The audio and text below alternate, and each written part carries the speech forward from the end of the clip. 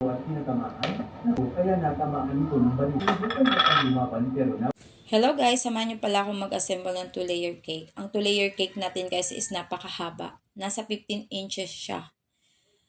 So mahirap man siyang gawin is na-achieve pa rin natin gawin. So ang flavor ng cake natin guys is vanilla chiffon, yung top tier. Ube cake naman yung base niya. Unang pinakinis ko guys ang ating base kasi nga yun yung pinaka-importante na dapat sulit yung pagkagawa natin. Ang support ko pala is straw, yung sago straw kasi napaka-solid ng sago straw guys. Dito sa part na to is nagpatulong na ako sa aking husband kasi nga mahirap talaga siyang gawin kasi nga napakalaki niya. Hindi lang siya malaki sa video guys pero sa personal malaki siya.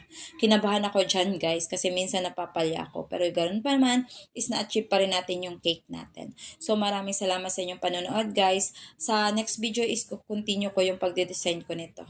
Itong design na to guys is a farmer. So maraming salamat guys. Bye!